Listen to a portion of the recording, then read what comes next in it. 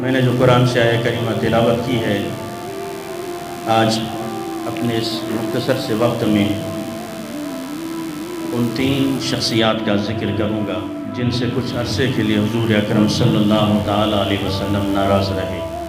یہ واقعہ ہے جنگ تبوک کا، جب ایک خوفناک خبر پھیلی کہ قیصر روم کی سلطنت کا بادشاہ ایک بہت بڑا لشکر لے کر مدینہ پر حملہ آور ہو رہا ہے، اور وہ اس ارادے سے ہو رہا ہے، اس نے کہا کہ میں مدینے کی اینٹ سے اینٹ بجا دوں گا اور اللہ اکبر کا نعرہ لگانے والوں کو نیست و نابود کر دوں گا۔ جب یہ خوفناک خبر مدینہ طیبہ میں پہنچی، یہ معرکہ آخری معرکہ ہے جس میں خود بنفس نفیس حضور صلی اللہ تعالیٰ علیہ وسلم شریک ہوئے۔ 30,000 کا لشکر حضور اکرم صلی اللہ تعالیٰ علیہ وسلم کی قیادت اور آپ کی سپہ سالاری میں مقام تبوک پر پہنچا۔ عزیزان محترم، جب قیصر روم نے یہ سنا کہ 30,000 کا لشکر اس عزم سے آیا ہے کہ وہ بجائے ان کی اینٹ سے اینٹ بجائے یہ تمہاری اینٹ سے اینٹ بجانے کے لیے میدان میں پہنچ چکے ہیں، قیصر روم نے جب ان کے جذبات دیکھے اور سواریوں کا یہ عالم دیکھا، قربانی کا یہ عالم دیکھا، اس نے کہا کہ ان حالات میں بابا ان سے جنگ لڑنا بہت مشکل ہے، خیریت اسی میں ہے کہ واپس چلے جائیں۔ وہ دستبردار ہو گیا، بغیر مقابلے کے، بغیر جنگ کے ہی صحابہ کرام سے وہ لڑ نہ سکا، اپنے بہت بڑے لشکر کے ساتھ بھی اس نے جنگ کا ارادہ ترک کر دیا۔ حضور صلی اللہ تعالیٰ علیہ وسلم کچھ دن وہیں پہ رہے، اس کے بعد فاتحانہ انداز میں حضور صلی اللہ تعالیٰ علیہ وسلم مقام تبوک سے واپس تشریف لائے۔ آپ کا یہ معمول ہوتا تھا، پہلے مسجد نبوی تشریف لے آتے۔ جیسے ہی تمام صحابہ کے ساتھ حضور صلی اللہ تعالیٰ علیہ وسلم مسجد نبوی تشریف لائے، 30,000 کا لشکر ہے، تو ان میں سے اب کچھ ہی دیر گزری ہے، 80 لوگ آتے ہیں، 80 منافقین آتے ہیں۔ انہوں نے آ کر کہا، یا رسول اللہ صلی اللہ تعالیٰ علیہ وسلم، میرا یہ مسئلہ تھا، کسی نے کہا کہ میرا یہ مسئلہ تھا، میں اس لیے جنگ میں شریک نہیں ہو سکا، مجھے معاف کر دیجیے، میری معذرت قبول کر لیجیے۔ حضور صلی اللہ تعالیٰ علیہ وسلم معاف کرتے گئے، فرمایا بس ٹھیک ہے چلے جاؤ، میں نے تمہیں معاف کیا، بس ٹھیک ہے چلے جاؤ، میں نے تمہیں معاف کیا۔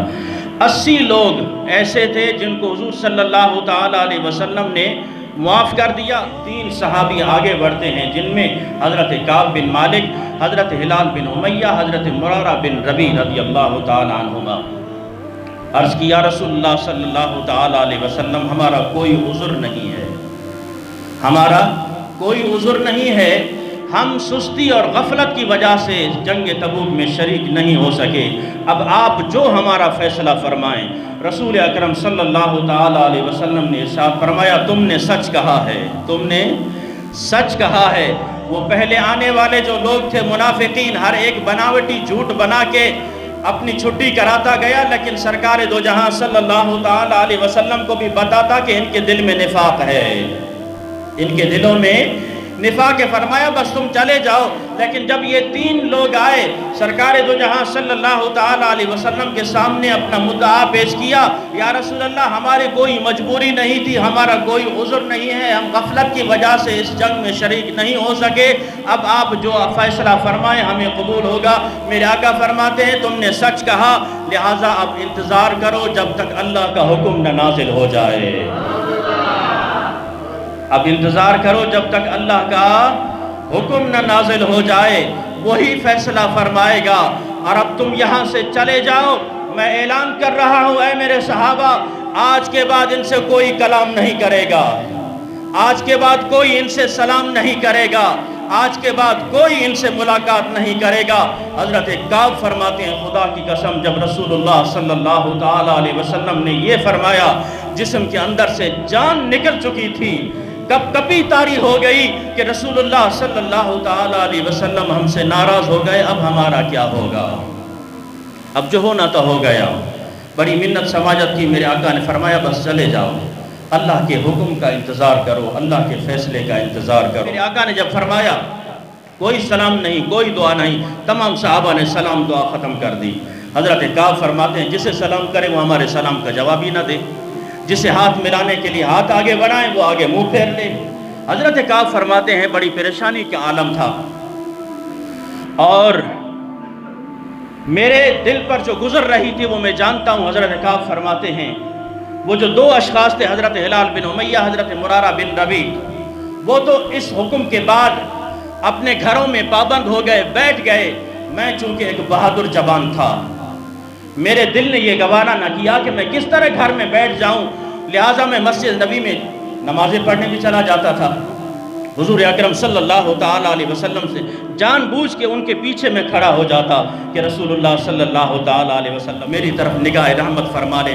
جب میں ان کی طرف دیکھتا سرکار منہ پھیر لیتے، پھر میں دیکھتا تو سرکار صلی اللہ تعالیٰ علیہ وسلم منہ پھیر لیتے۔ حضرت کعب فرماتے ہیں دل میں ایک بہت بڑا صدمہ ایسے لگتا کہ ابھی جان نکلنے والی ہے، لیکن پھر حوصلہ ہوتا جب میں نماز کے لیے کھڑا ہو جاتا، تیری نگاہوں سے جب رسول اللہ صلی اللہ تعالیٰ علیہ وسلم کو دیکھتا، پھر میں یہ دیکھ کے مجھے حوصلہ ہو جاتا کہ رسول اللہ میری طرف دیکھ رہے ہیں، وہ ملاحظہ فرما رہے ہیں، لیکن سلام کلام نہیں ہے۔ حضرت کعب فرماتے ہیں ایک مرتبہ میں چچا زاد بھائی تھا میرا حضرت قتادہ، میں اس کے باغ میں چلا گیا، دروازہ بند تھا، میں دیوار پر کھڑے ہو کر میں نے کہا السلام علیکم، میرے سلام کا کوئی جواب نہیں آیا۔ پھر میں نے کہا السلام علیکم، دوسری مرتبہ سلام دیا، پھر کوئی جواب نہیں آیا۔ وہ چچا زاد بھائی جو میرے لیے مرتا تھا، جان دیتا تھا، میرے بغیر رہ نہیں سکتا تھا، کیونکہ میں نے جانا کہ ہر ایک نے تو منہ پھیر لیا ہے، یہ تو میرا گہرا دوست بھی ہے، گہرا رشتہ دار بھی ہے، یہ تو مجھ سے کلام کرے گا، لیکن یہ دیکھ کر میں حیران رہ گیا کہ میں نے 3 مرتبہ سلام کیا، حضرت قتادہ نے کوئی جواب نہیں دیا۔ اللہ اکبر۔ حضرت کعب فرماتے ہیں پھر میں نے رو کر کہا اے قتادہ، اے میرے چچا کے بیٹے، مجھے صرف اتنا بتا دے کہ میں اللہ اور اس کے رسول سے محبت کرتا ہوں۔ کوئی جواب نہیں آیا۔ پھر میں نے دوسری مرتبہ کہا مجھے اتنا بتا دے کہ میں اللہ اور اس کے رسول سے محبت کرتا ہوں۔ کوئی جواب نہیں آیا۔ میں نے تیسری مرتبہ چلا کے کہا، چیخ کے کہا کہ مجھے اتنا بتا دے میں اللہ اور اس کے رسول سے محبت کرتا ہوں۔ حضرت قتادہ نے پھر تیسری مرتبہ صرف یہی جواب دیا، اللہ اعلم ورسولہ عالم، اللہ جانے یا اس کا رسول جانے، بس یہ جواب دیا۔ حضرت قتادہ فرماتے ہیں میں روتے روتے اپنے آنسو پوچھتے ہوئے دیوار سے نیچے اترا۔ ابھی یہ دل پہ اتنا بڑا صدمہ تھا، میں کانپتا ہوا اور لڑکتا ہوا، قدم لڑکھڑاتے ہوئے چل رہا تھا۔ جب بازار کی طرف پہنچا، میں نے دیکھا کہ ایک دیہاتی، ایک کسان لوگوں سے پوچھ رہا ہے کہ کعب کون ہے، کہاں رہتا ہے۔ اب میں دیکھ رہا ہوں کہ لوگ مجھے دیکھ رہے ہیں، میرا نام بھی جانتے ہیں، مجھے جانتے بھی ہیں، لیکن کسی میں یہ ہمت نہیں کہ کوئی کہے کہ یہ کعب سامنے آ رہا ہے۔ حضرت کعب فرماتے ہیں میں حیران تھا کہ کوئی میرا نام نہیں لیتا، زبان پر نام نہیں لے رہے۔ کسی نے اشارہ کیا کہ یہ سامنے آ رہا ہے، کعب کی طرف اشارہ کیا کہ یہ سامنے آ رہا ہے۔ عزیزائے محترم، حضرت کعب فرماتے ہیں پھر وہ شخص میرے سامنے آیا، آگے بڑھا۔ ٹائم کافی ہو چکا ہے، انشاءاللہ اس سے آگے مزید آئندہ جو میں بیان کروں گا، دعا ہے اللہ تبارک و تعالیٰ میں رسول اللہ صلی اللہ تعالیٰ علیہ وسلم سے سچی محبت نصیب فرمائے۔